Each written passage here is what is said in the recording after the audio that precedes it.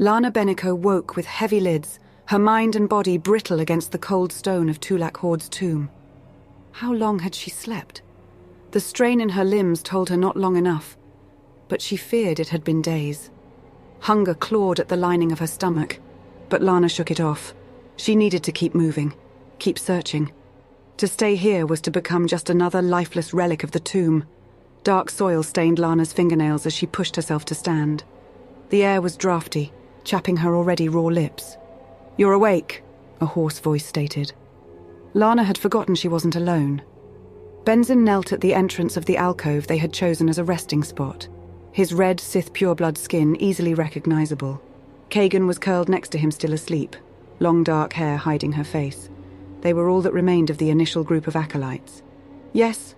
Lana's own voice sounded foreign to her ears. "How is she? Stable?" Benzin pushed the hair from Kagan's forehead, revealing a deep gash across her otherwise charming features. "It will leave a scar. No one survives the trials unmarked." Lana stared off into the shadows, remembering how the Kalor's lugs had overwhelmed them.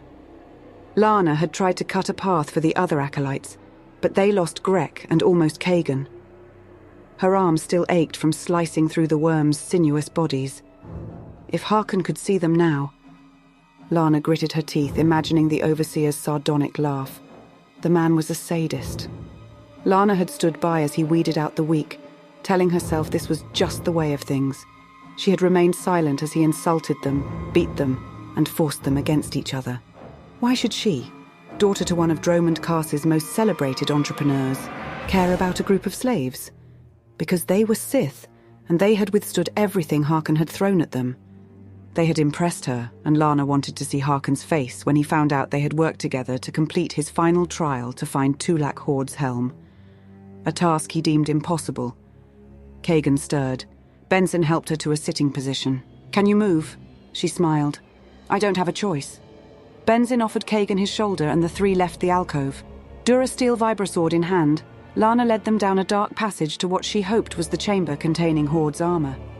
Once full of mystery, the ancient Sith's tomb had been nearly picked bare by robbers and the Academy, but there were still a few areas left unexplored. Lana had deciphered from the symbols etched into the stone walls that their destination should be ahead.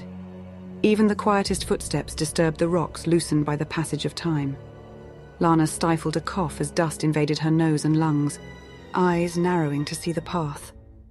"We need light," Kagan whispered from behind. Lana hesitated. As they were, they would not survive another attack. Sensing Lana's trepidation, Benzin added, "The beasts will come with or without the light. Might as well see them approach." Lana relented and pulled an illuminating crystal from her pack.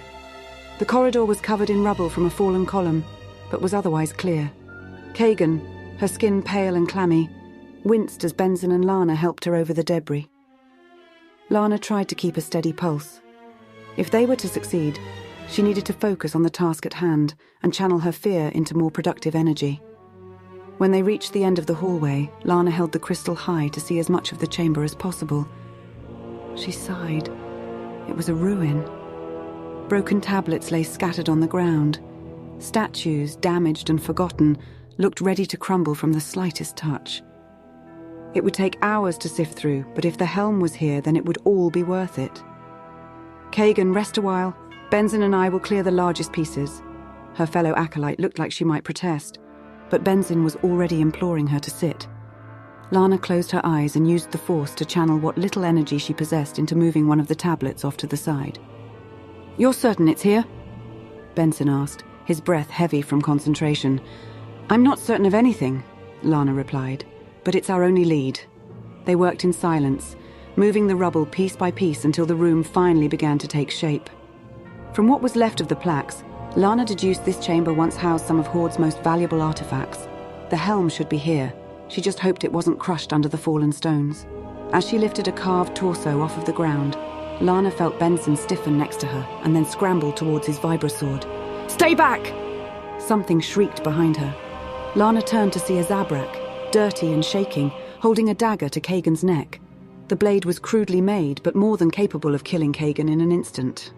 Benzin stood his ground, hands trembling. The Zabrak's eyes, enormous and round, wavered between Lana and Benzin, dried blood was crusted around her mouth. "We mean you no harm," Lana said, holding up her hands. The lids around the Zabrak's dark eyes were thin, almost translucent. She stared at Lana, assessing the possible threat she posed. Kagan was panting, her fear palpable. "What's your name?" Lana's voice was soft and soothing. Unwashed skin knitted together as the Zabrak thought about her question. When she spoke, her tone was frustrated and scared. Searching, like little womp rats with twitchy noses. You touch and scrape what doesn't belong to you. What can never be yours. There's a price. A price to hold these things. These treasures. One you have not paid. I was like you once. You were an acolyte? Benson asked. The Zabrak stared ahead, lost to a memory. But then I paid the price. The blade lowered slightly from Kagan's neck. Kagan seized the moment and slammed her elbow into the Zabrak's nose. Black blood splattered across her face. Benson and Lana covered their ears as a high-pitched scream filled the chamber. Rocks and fragments of old statues flew into the air as dust rained down upon them. "Kagan!" Benson held out his hand, grabbing hold of the girl as she crawled away from the Zabrak, writhing in pain. Lana lunged for her vibrosword. Gripping the hilt, she moved to stand over the crumpled, wailing figure. Grey hands with jagged fingernails flailed, trying to stop the pain and bleeding. Lana swallowed. The Zabrak smelled like rancid meat. As she raised her sword to strike, Lana felt the unfamiliar sting of pity. She deduced from the rags and what remained of old training boots that the Zabrak had once been like them. A fellow acolyte thrust into the tombs. Lana lowered her weapon and whispered, "Peace is a lie. There is only passion." The Zabrak's eyes widened, the pain forgotten. "Through passion, I gain strength. Through strength, I gain power." Benson's deep voice echoed in the chamber. Kagan looked up at him and then back towards Lana and the Zabrak. "Through power, I gain victory." Together, all four acolytes finished the code. "Through victory, my chains are broken. The Force shall set me free." The silence was as tense and fragile as the decaying walls around them. Lana stepped back and turned from the Zabrak. "Go!" She clambered away, clutching the dagger to her chest. Benson walked to Lana's side, watching the Zabrak scurry into the darkness. "Was that wise?" "Probably not," Lana admitted. "But she's one of us." Benson's jaw muscles tightened. "I'll keep watch. Find the helm." Lana returned to work, clearing the debris from the chamber. When her mind became too tired to focus, she rolled the rocks away until her palms were numb and her joints throbbed. Time had no place in the Valley of the Dark Lords. It was consumed just like her energy and ambition without regard. Lana was just about to collapse when she saw it sitting in the corner. Tulak Horde's helm. Her feet carried her to it, a sigh leaving her parched lips. I found it." Benson lifted his head, but Kagan remained still. "What?" Lana closed her eyes, relief flooding her senses, as she touched the smooth metal surface of the helm. With quivering fingers, she lifted it off the floor and brought it over to the other acolytes. "It's here." Benson cautiously traced the grooves and crevices of the helm. An uncharacteristic smile formed on his face. "Look, Kagan." She struggled to open her eyes, but Benson lifted her arm so that she could feel their triumph. "We can go home," Lana stated. Eager to reach the surface, they agreed to begin the journey without delay. Benson shouldered Kagan's weight, while Lana led the group, one arm protectively holding their prize. She tried not to think about the claws lugs or the dangerously pale color of Kagan's skin. They would make it. She had to believe that. They passed the alcove and took another tunnel in an attempt to avoid the nests. Hearing their ragged breath, Lana peered at Benson and Kagan from over her shoulder. He was fully carrying her now. The wound on Kagan's forehead was slick and sweet-smelling. "Should we keep going?" Benson barked. There was nothing they could do for her here. The second Lana turned, a skeletal body charged from the shadows. She fell back, a sharp pain in her forearm. Bony legs stumbled across her. Lana's eyes widened as she watched a familiar dagger bury into Kagan's chest. Her friend's pale lips opened to gasp one last breath before falling limp in Benson's arms. The Sith stared down at the growing pool of blood. The Zabrak wrenched the dagger free and sliced back towards Lana. "The price!" she howled, reaching towards Horde's helm. Without hesitation, Lana rolled away and brought her vibrosword down against the Zabrak's neck. It connected with a sickening crunch. The emaciated body dropped to the floor, unmoving. Benson fell to his knees. Kagan's blood stained his armor. Her eyes, half opened, looked past him. Lana could feel the rage pierce through his shock. He clenched Kagan's shoulders and shut his eyes.